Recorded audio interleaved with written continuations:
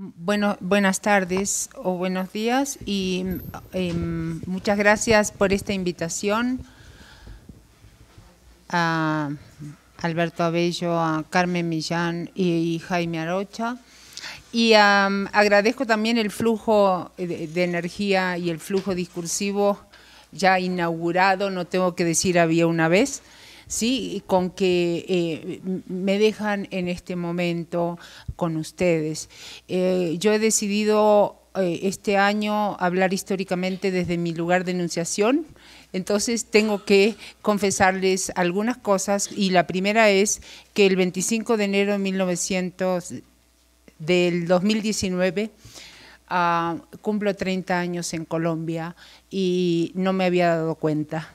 Y entonces acabo también de reflexionar, escuchando a los colegas, que me perdí 10 años de Nina de Friedemann en persona, pero estaba pues en otro tipo, todavía estaba en otro tipo de investigaciones, pero tuve la suerte de conocer a Nina por sus lecturas, pero también por las referencias de las personas que han trabajado con ella en campo, como por ejemplo en San Basilio de Palenque, Raúl Salas, a quien llaman el hombre sin camisa, porque pidió un permiso al Consejo Municipal para andar sin camisa en el pueblo, él la hospedó en su casa y también hemos tenido ocasión de leerla en sus reflexiones y quisiera agregar, porque yo soy literata y hablo desde la literatura, que ella, además de todos los logros y lo que mencionó Jaime ahora, todos los desempeños y los roles,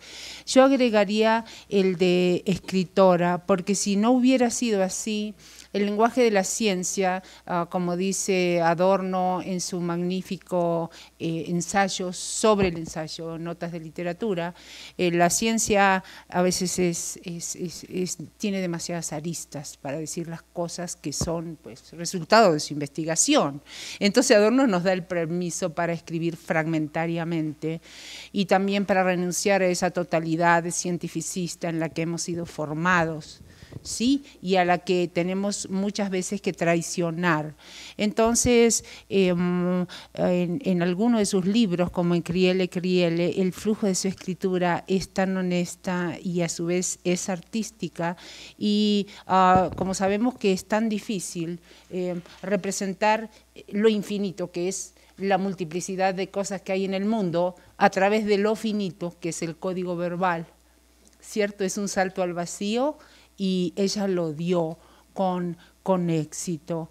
Es decir, que su escritura también tiene un sesgo de arte verbal y eso captura al lector y eso ayuda en el objetivo fundamental, que es el de Nina y el de nuestro programa en el Instituto Cara y Cuervo de la Cátedra de Herencia Africana de Senio, que es poner en circulación, dialogar y trabajar con las comunidades negras de Colombia, no solamente de Colombia, sino con la diáspora que hay a través del Triángulo Transatlántico en toda esta América. Entonces, quiero retomar con un concepto, pues antes de pasar a la cátedra, el concepto de memoria, porque también lo que habló Jaime y lo que habló Greta y Alberto y Carmen también nos pone en ese concepto de memoria que es crucial para el tema afrodiaspórico y es esa idea de que la memoria no es un recuerdo. La memoria me mantiene vivo y apenas se da el golpe del tambor, simplemente se hace como una especie de desembrague, una fuga en el yo aquí y ahora hacia el él allí entonces de lo que es mi circulación sanguínea cardíaca y mi respiración, que es lo que hace a mi comunidad. Entonces, ese concepto de memoria, digamos que no es retrospectivo, pero sí, si hacia algún lado se fuga, lo quiero poner en consonancia con el concepto de memoria en el que yo fui entrenada en mis primeros estudios clásicos y aprendí en el canto 9 de la Ilíada con un guerrero, pues imaginen ustedes, un guerrero como Aquiles, tocando la lira y cantando poesía. Y entonces la pregunta de uno es, como estudiante, ¿qué es lo que está cantando? Está cantando la gloria de los antepasados. Entonces fíjense que hay otro concepto de memoria que es prospectivo.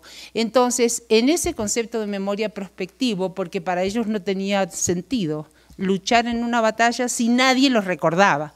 Hoy estamos recordando a Nina en los dos sentidos de memoria, el retrospectivo, que es presente, y el prospectivo, que es perdurar, pues ellos decían en las cóncavas naves de la memoria, pero entonces en la labor activa que estamos haciendo, porque esto es trabajo real, esto es trabajo con pasión, es trabajo hecho como lo hacía Nina, que uno dice cómo ella podía realizar todas estas travesías y luego reportarlas de esa manera.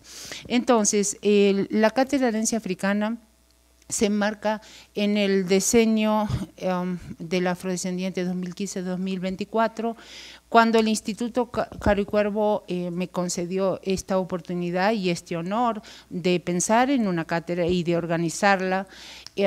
Yo, pues como literata que había... en este tema afrodiaspórico no se puede ser solamente literato, hay que ir a la antropología, a la historia, a la lingüística, y que son campos de nuestros colegas, y aprender de ellos. Entonces, de acuerdo con el lema del diseño, que es reconocimiento, justicia y desarrollo, pensé, ¿cómo vamos a organizar estos años para que esto no sea simplemente como me dijo Juan Manuel una vez, nuestro subdirector, un eventitis, o sea, una cantidad de eventos alrededor del tema?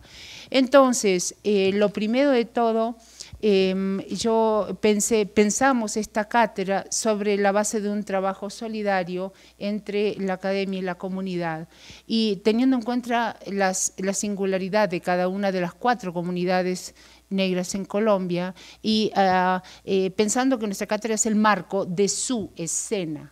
Entonces, esta labor, digamos, de visibilización y de poner en circulación, obviamente tenía que ir de la mano con una labor de investigación y de la mano con una labor editorial, pero también se nos tenía que dar espacio para fortalecer nuestras redes internacionales, para eliminar un poco esa idea de la insularidad departamental, porque esto no es una cuestión de regiones nada más, aunque es profundamente de región, y también para poner la nación en lo local y lo global a trabajar conjuntamente, porque apenas encontramos a los colegas y los leemos en el mundo, vemos que el tema afrodiaspórico tiene más coincidencias que disidencias.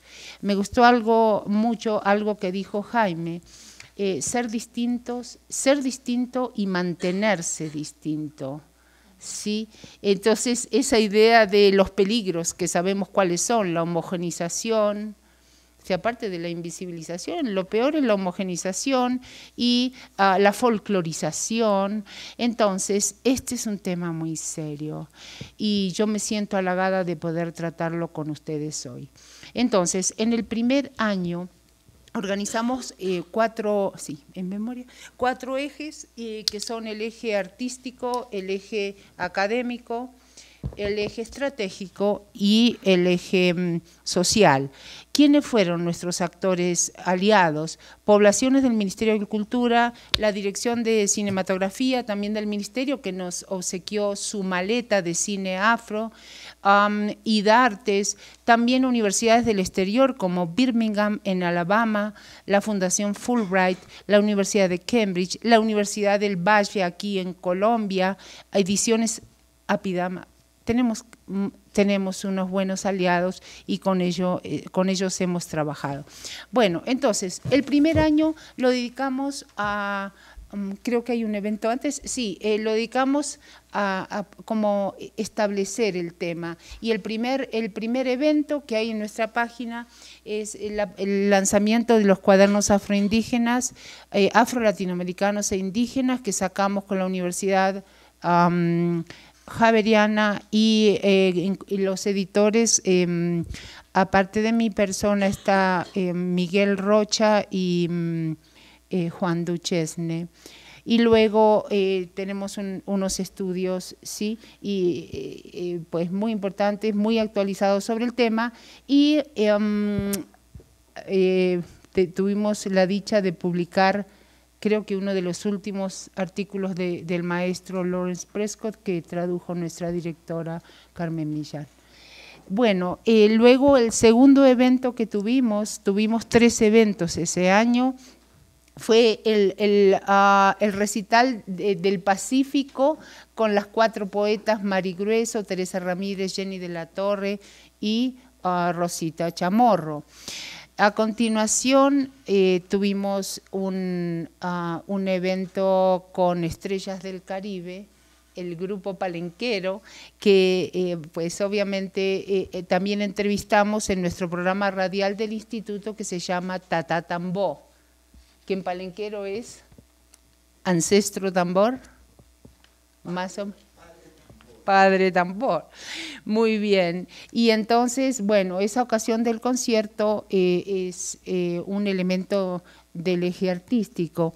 Y a continuación invitamos a Queens Duncan, viene Mayra Santos, sí, el Caribe contemporáneo con Mayra Santos, que trae desde Puerto Rico, pues, una visión que podríamos decir antillana al Caribe continental, pero ya sabemos que es antillana, pero también trae como el tema del Estado Libre Asociado y en fin, el enclave de género, sí, gracias.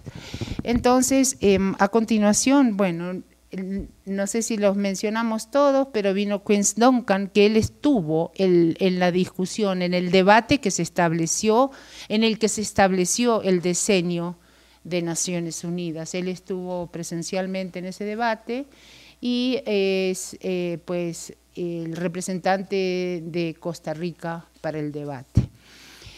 Y como no podía faltar Candelario Beso y los Momposinos, invitamos a su historiador magnífico, David Ernesto Peñas Galindo, en el evento Coplas y Décimas Anfibias, y también invitamos a un decimero momposino que nos trajo el queso capa y el enyucado en sus propias manos para compartir el pan, además de compartir sabor y saber.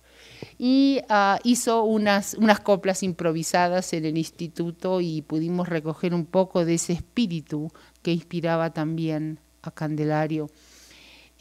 Bueno, y a continuación recibimos al profesor Gerard Atkin de la Universidad de Cornell, que bueno, debatió con nosotros cómo traducíamos su último libro al español. El título nos puso en un debate que lo ayudáramos, Freedom from Liberation. Entonces, cómo podíamos trabajar ese título con él, y hizo una reflexión sobre, sobre Frantz Fanon y el cuerpo negro, como pues para nosotros ver esa dimensión de materialidad, pero también de inscripción sígnica, sí, que tiene el cuerpo negro. Y entonces fue muy interesante trabajar con él, y sobre todo en su nuevo desempeño en la comunidad, en su comunidad, que es Community Engagement, que es un desempeño que también trabaja con las comunidades afroamericanas. Luego hicimos un balance de la biblioteca afrocolombiana y en el cual estuvo nuestro querido Roberto Burgos Cantor, Alfredo Banín y Darío Henao, y para ver pues esa suerte de tesoro que hay en esa biblioteca, cómo se hacen los estudios paratextuales y las aproximaciones críticas, porque en verdad es hora de hacerlo. Y hicimos un balance de pues qué pasó con esta biblioteca. Está online aquí en la Luis Ángel también, por suerte, porque así la pueden consultar también los colegas del exterior. Y a continuación iniciamos un ciclo de cine afro en la cátedra, al cual vino Jaime Arocha. ¿Te acuerdas, Jaime, que viniste a hablarnos, pues a comentar unos documentales, ¿sí? Muy tempranos de algunos antropólogos y estudiosos del Pacífico colombiano. Y finalmente cerramos con 2 eventos.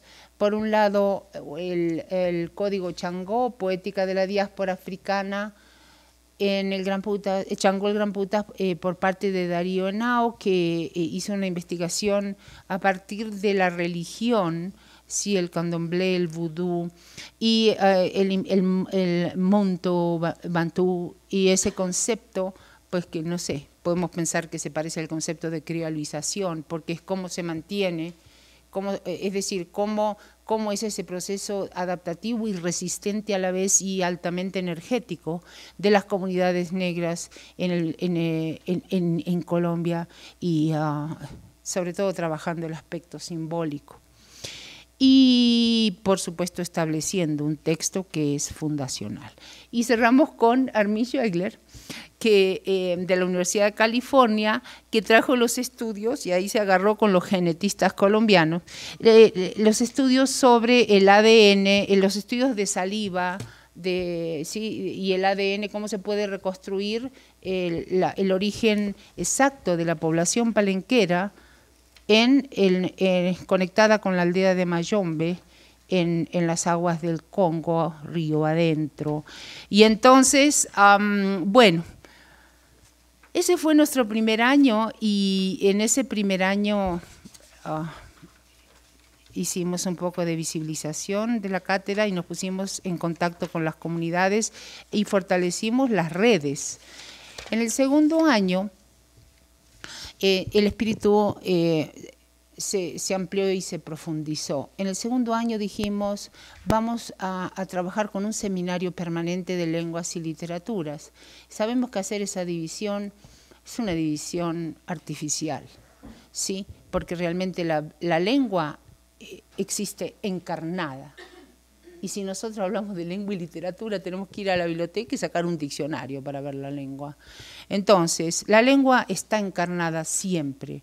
Entonces dijimos, bueno, ¿qué vamos a trabajar en este segundo año? Y lo iniciamos con una conferencia, varias conferencias sobre lengua palenquera. Ahí lo ven ahí Moñino, con la iniciación a la lengua criolla de San Basilio de Palenque. Con él sacamos un libro sobre Palenque, que es Condalo para vivir mejor, contarlo para vivir mejor, oratura y oralitura palenquera, y en el cual hicimos como un repertorio de los 11 géneros, no es exhaustivo, pero sí es un muestreo importante, de 11 géneros, en 11 géneros de la literatura palenquera, con la descripción lingüística y el análisis sociosemiótico y cultural, y lo publicamos en conjunto.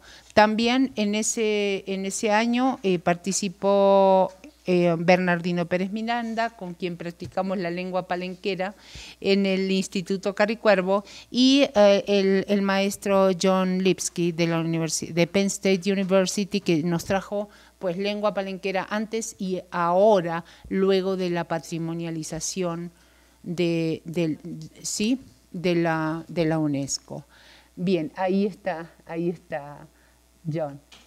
Muy bien, entonces lo interesante de todos estos, del seminario también, es cómo se establecen redes y vienen los estudiantes de estos profesores al instituto y a Colombia y a Palenque, y a su vez el viaje también recíproco. Y a continuación, sí, bueno, quería decir que iniciamos este año con la conferencia de Ana Pizarro, que habló sobre África y América, una relectura cultural, y es de la Universidad de Chile. Sí, ella entonces sí, es una investigadora muy importante, y pues en fin, su punto de vista sobre el tema también va compartido con el tema indígena, y entonces por todo y todo es muy valioso, ¿sí? Bueno, ahí ven a Bonifacio Fogo, que es un narrador oral africano de Camerún, y lo primero que hizo Bonifaz es llegar al instituto y decir al público que estaba enfermo y que su enfermedad estaba chequeada por el hospital de Cali y que era real y que consistía en que se le borraba la memoria y se perdía la voz súbitamente. No sabíamos si era una técnica de exordio para atraer la benevolencia de los jueces o si era verdad. Creo que era verdad. Y le dio en la mitad del show. Sí, y fue magnífico, maravilloso, porque se superó. Fue solo como un lapsus de un segundo, ¿cierto? Bueno, en fin. Bien, y entonces ese año, sí, organizamos un congreso en la Universidad de Birmingham, Alabama, en conexión con Vanderbilt University y también con el Instituto Caricuervo, el Congreso Black Resistance and Negotiation in Latin America, Resistencia Negra y Negociación en América Latina. Invitamos a 2 palenqueros al evento, llegó solo uno, llegó Bernardino Pérez Miranda, y creo que ahí, bueno, entonces fue importante ese evento porque, pues, por ejemplo, los estudiantes de los Estados Unidos, los estudiantes African American, no sabían que, algunos de ellos no sabían que había comunidades negras en América del Sur. Y eso sí estuvo demostrado allí. Bernardino Pérez Miranda fue el héroe o sea, él hizo un desempeño, no sabe inglés, como diría Nicolás Guillén, tú no sabes inglés, Víctor Manuel, pero se desempeñó maravillosamente y se estableció ahí también un contacto importante.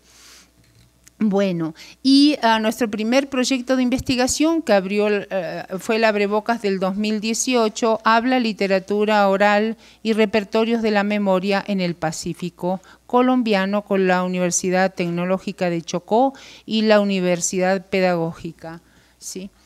Bien, acá nos ubicamos ya en el año 2018, que pues acabamos de cerrar con el último evento de octubre 17, y este año estuvo concentrado en la etapa investigativa editorial y con el debate sobre genealogía histórica de la diáspora africana y su producción lingüística. El primer evento reunió 4 narradores orales de San Andrés Isla, Providencia y Santa Catalina, que es Maura Watson, luego Albanelli Mina del Pacífico colombiano, Víctor Cimarra de San Basilio Palenque y Dina Orozco del Caribe colombiano. Dina es magíster en literatura, pero nos colaboró como moderadora.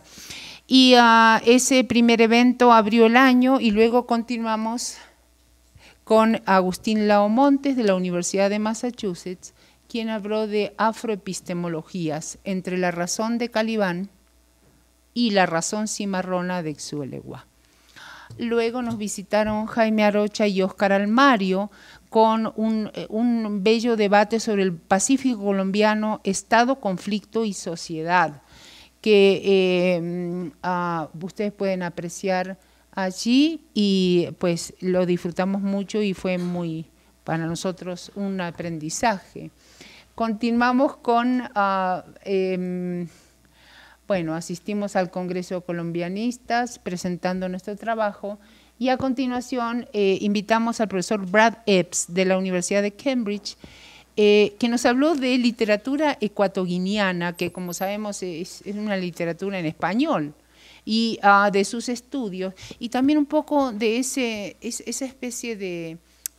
tú ahora, Jaime, hablabas de Alcalá de Henares, sí, de ver cómo es esa relación entre África, España e Inglaterra y el concepto de afroeuropeo y qué conocimiento hay de nuestro afrocaribe, afropacífico.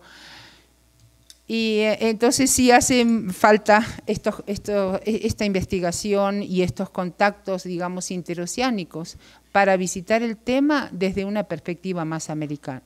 Cuando digo americana me refiero a la América del Norte, Central y del Sur. Y luego Rory O'Brien nos trajo una hermosa conferencia sobre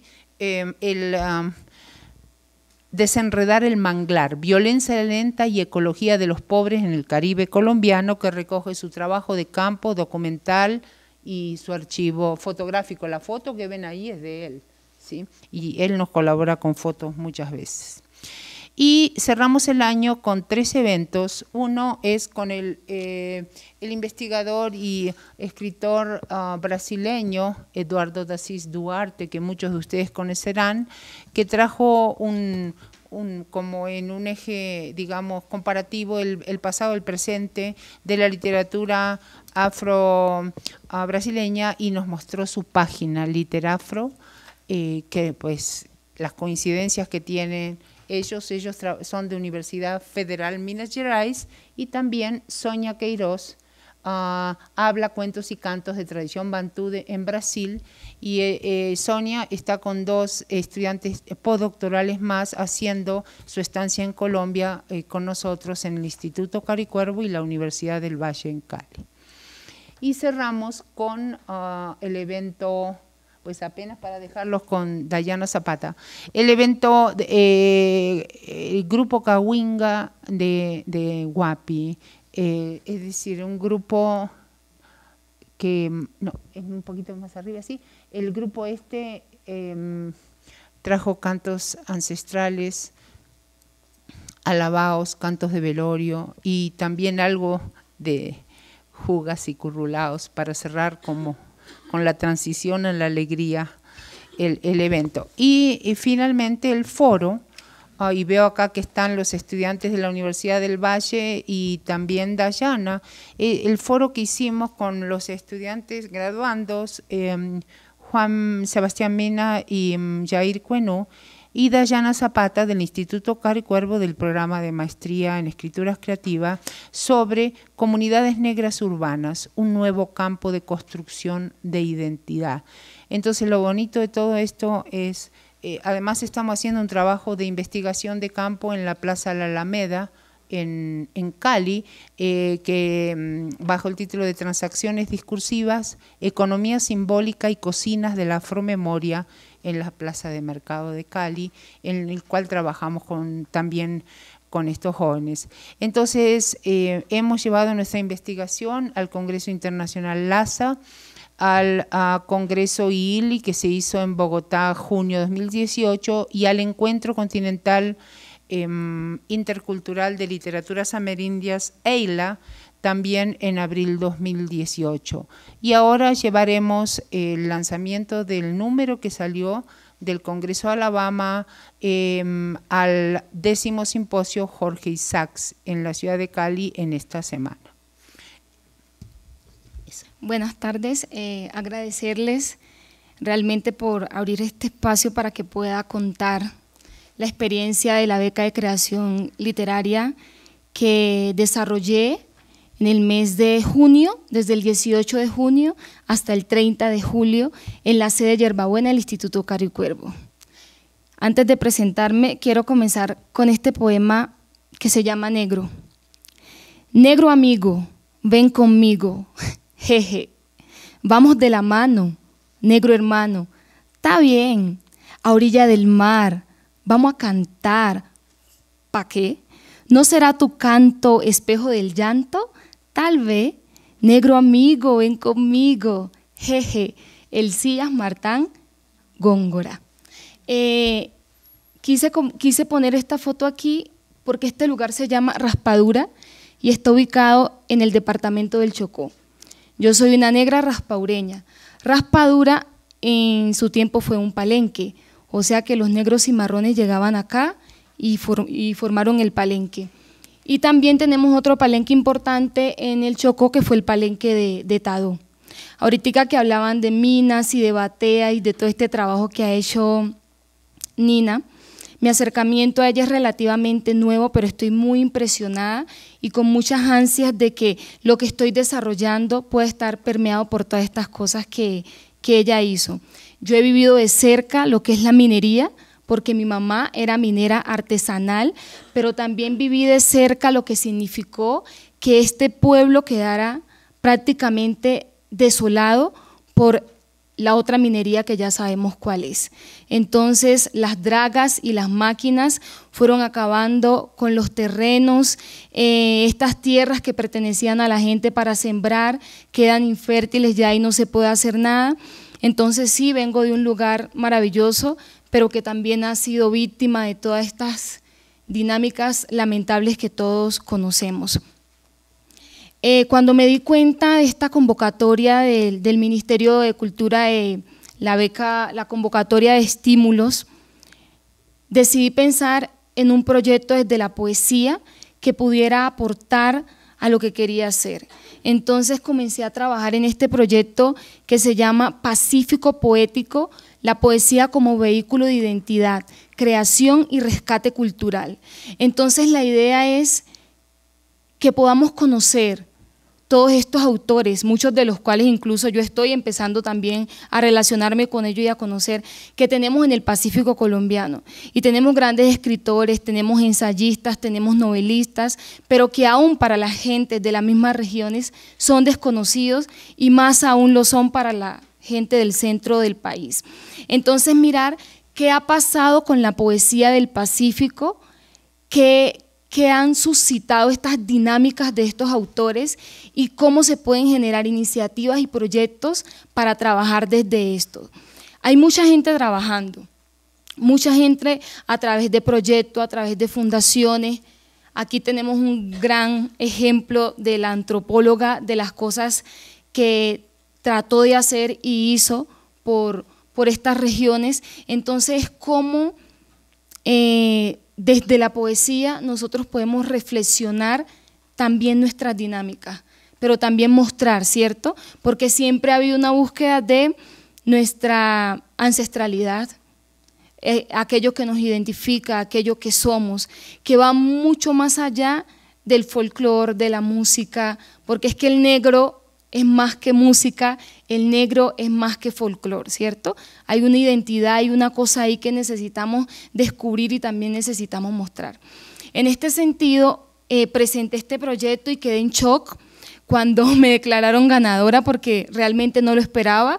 Un compañero me decía como que están las grandes ligas participando en esta convocatoria, entonces sí, yo dije, bueno, presentémoslos, pero mis esperanzas eran pocas, pero vaya sorpresa que se vino el Pacífico colombiano para el centro del país. Entonces estuve en esta sede de Yerbabuena, el Instituto Caro y Cuervo, mes y medio, un lugar maravilloso, muy bonito, un espacio perfecto de creación, pero también de reflexión, consulta e investigación, porque allá tiene Colombia también una de las mejores bibliotecas del país. Yo pude acceder a muchos documentos, a libros de autores, a libros como El Poeta del Mar, del Cías, etcétera, etcétera. Entonces lo que hice en este tiempo fue mirar cómo podía nutrir a través de las consultas y diferentes investigaciones el proyecto de poesía que quería desarrollar. Y fue efectivamente lo que durante este tiempo traté de hacer. Alguien me preguntaba, pues, ¿y cómo hiciste? Pues no me sentía tan lejos de casa, porque realmente si pensamos en el Pacífico, nosotros nacemos. Yo nací a la orilla de las quebradas, de los ríos, de los árboles, y entonces resulta que acá en Yerbabuena tenemos una cantidad de árboles, de flores, de aves. Entonces era como que al final realmente no me quería ir de Yerbabuena, la doctora Carmen sabe eso, pero logré aprovechar este espacio para nutrir mi proyecto, para conocer muchos autores y pensar en que, por ejemplo, si yo en este momento digo Hugo Salazar Valdés, ¿quiénes de los que están aquí conocen quién fue este personaje? Si yo digo Mari Grueso Romero, algunos la podrán conocer, y aquí tenemos, por ejemplo, Negra Soy. Yo tuve la oportunidad de conocerla personalmente y he compartido con ella, pero si yo digo Miguel A. Caicedo Mena, si digo Rogerio Velázquez, si digo Amalia Lu Pozo Figueroa, ¿qué pasó con estos autores? ¿Quiénes son?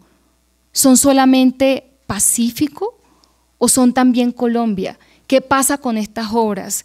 ¿Qué le han aportado estas obras al país, a la nación, a la construcción de nación?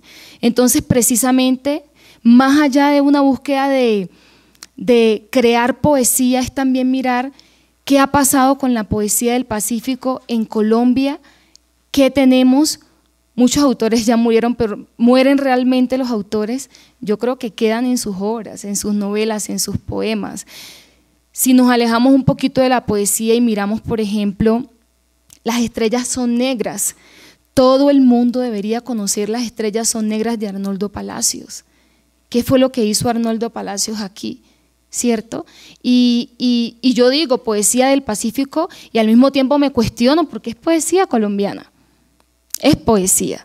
Entonces aquí ya entraríamos en otras discusiones con Yair, con Juan Sebastián, sobre estas dinámicas de estas concesiones, pero bueno, quiero permitirme entonces, bueno, sin antes contarles, ahora voy a pasar por estas fotos porque los quiero antojar, pero una vez terminada la residencia se realizaron 2 actividades de socialización.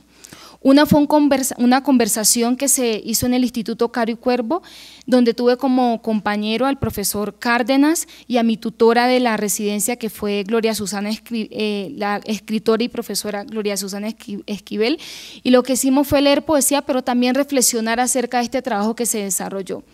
Y un recital de poesía que se realizó en el Teatro R101, hace poquito, apenas el 24 de septiembre, con el apoyo del Ministerio de Cultura, y pues el objetivo era poder socializar este proyecto y todo esto que se hizo.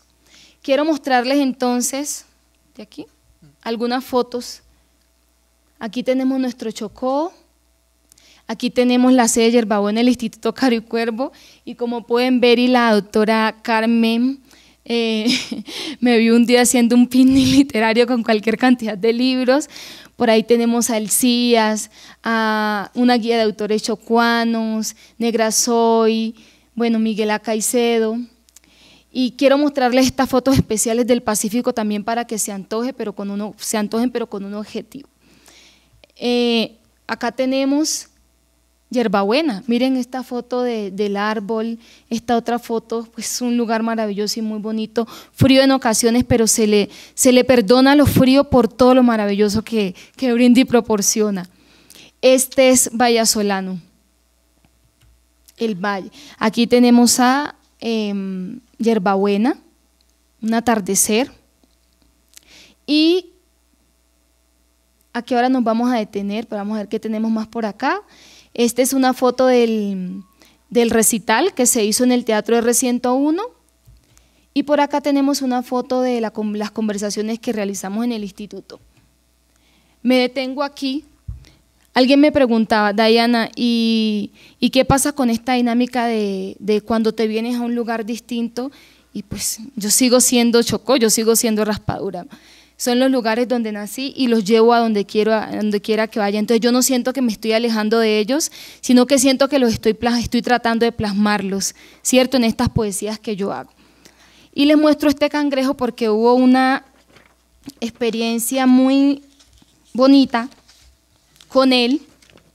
Ustedes saben que ellos son escurridizos. O sea, ¿en qué cangrejo te va a dar la oportunidad de que le tomes una fotografía o de quedarse 5 minutos o más de 1 minuto estático? Y no sé, nosotros como que nos enamoramos y era como que yo lo miraba y él me miraba y vos qué querés y vos qué querés y así, y así nació la inspiración de una de las poesías que trabajé en la residencia, que se llama La lengua. Es la lengua la que no me alcanza, mas no el lenguaje. No quiero escribir que es maravilloso, ni inmenso, ni bello. No quiero escribir que es esplendoroso, ni cálido, ni grandioso. Ya no quiero escribir esas palabras.